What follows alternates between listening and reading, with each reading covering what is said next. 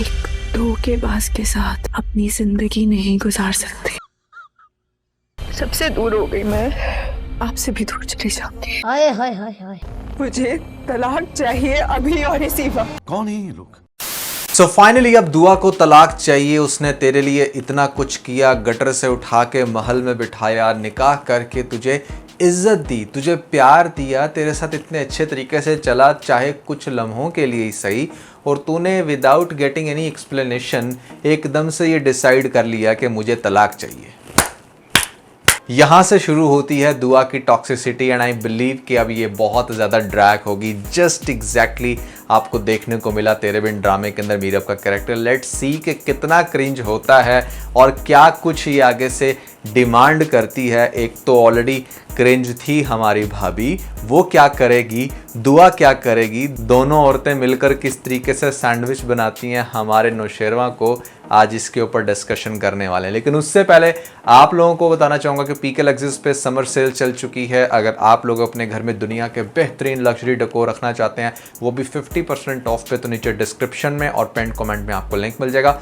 अभी जाएं, अपनी मर्जी का डेकोर खरीदने के बाद हमें अपना फीडबैक देना मत भूलिएगा। PK Luxus, we don't sell crap। मुझे आज भी पिछली एपिसोड में ये नौशेरवा का सीन याद है जहां पर ये बंदा कह रहा था कि एक दफ़ा मुझे पता चल जाए कि किसने ये हमला करवाया, मैं उसको जान से मार दूंगा, छोड़ूंगा नहीं, उसका बहुत ही बुरा हाल कर दूंगा। और दूसरी तरफ जब इसको पता चलता है कशमाला का, तो I was literally blown away the way he actually open up the drawer और वहाँ से गन निकाल कर लोड कर कर जाता है कि जैसे मतलब शायद जाकर सीधा गोली ठोक दे।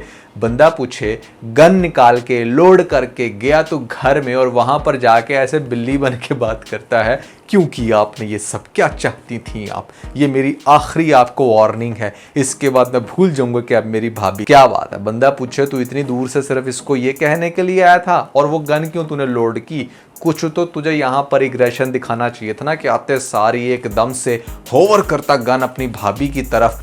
एक तो बार बार मेरे मुंह से भाभी निकल आता है, भैया बीवी है वो उसकी, पहले अपनी बीवी की तरफ होवर करता और वहां पर मारने लगता, तो आगे से माँ आकर उसका हाथ छुड़ाती या फिर हाथ को ऊपर करती, तो ऊपर ठा करके मतलब गोली वो एक्चुअली चला देता, और वो कान पे ऐसे दोनों हाथ रख के कशमाला जो है ना वो चीख मारती। सोचो ये सीन कितना ज़बरदस्त होता। पता नहीं क्यों ड्रामों के अंदर ना बिल्कुल एग्रेशन ख़त्म करते जा रहे हैं, ठंडे फजूल बोरिंग सीन्स बना रहे हैं। अब इस जगह पर कितना अच्छा इंटरेस्टिंग सीन बन सकता था, जैसे मैंने आपको बताया। या चलो ये ना भी होता, जैसा मैंने आपको लास्ट रिव्यू में बताया था कि आते सार वो बड़े गुस्से के अंदर तलाक देने वाली बात करता, और वो यहाँ पर वो स्टेटमेंट स्टार्ट करता कि मैं नौशेरवा गजनवी अपने होशो हवास में ये फैसला करता हूँ या कहता हूँ, मतलब वो जो भी स्टेटमेंट होती है। अभी बोल रहा होता तो बच्चे आ जाते, माँ आ जाती, बाप आ जाता, कुछ भी ऐसा होता। We can make this scene even super interesting, 10x इसको इंटरेस्टिंग कर सकते थे, बट नहीं भैया, that was a very boring scene. And the way Kashmala was responding, it was insane. It's like कि जैसे उसको इस पूरी महल की मलका दिखाया गया है। She owns everything, yes she owns, but to some extent, उसके ऊपर हम आते हैं बाद में। बट उसका इतने धड़ल्ले से बात करना नौशेरवा के साथ, एक्चुअली मुझे ऐसा लग रहा था कि इतना सब कुछ होने के बाद भी नौशेरवा के ऊपर कशमाला चढ़ाई कर रही है, नौशेरवा नहीं कुछ भी करने लग रहा। सो एक पॉइंट जो मैंने लास्ट एपिसोड में डिस्कस किया था कि ये शुरू से ही नौशेरवा को पसंद करती होगी, बड़े भाई के साथ शादी होगी।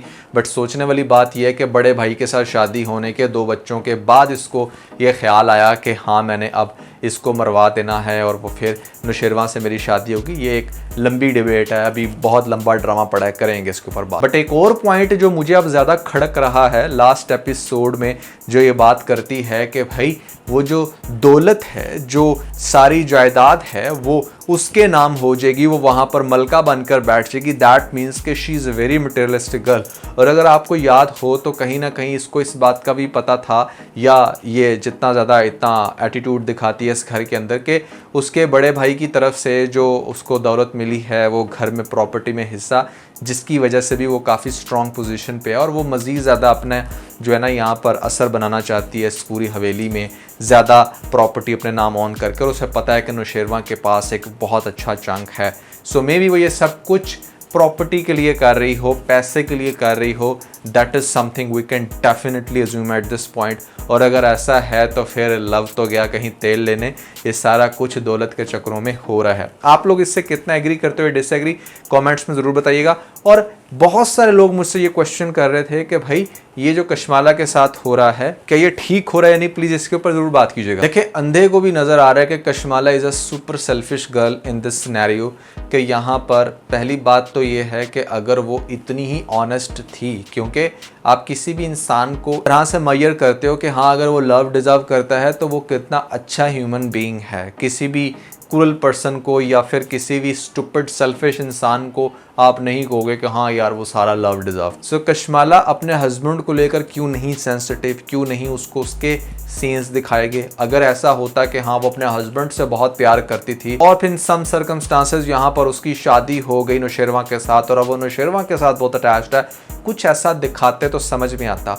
वो शुरू से ही दिखाया गया कि जैसे वो अपने हस्बैंड के साथ तो कहीं अटैचमेंट थी ही नहीं उसकी, और बस शुरू से पीछे लगी हुई थी नौशेरवा के, और हु नोस के यहाँ पर उसने अपने हस्बैंड को भी मरवाया हो। और सबसे बड़ी बात यह है कि बहुत सारे पॉइंट्स में ऐसा देखा गया है कि वो अपने बच्चों को नेग्लेक्ट कर देती है। बच्चे चाहे भाड़ में जाएं, उसको नौशेरवा चाहिए। फिर नौशेरवा तेरे साथ ज़िंदगी क्यों गुजारे जब वो तुझे घास ही नहीं डालता, उसके दिल में तेरे लिए 0.1% भी मोहब्बत नहीं है। तो ऐसे केस में कशमाला ज्यादती कर रही है, कशमाला के साथ ज्यादती हो नहीं रही, कशमाला अपने साथ ज्यादती खुद करवा रही है।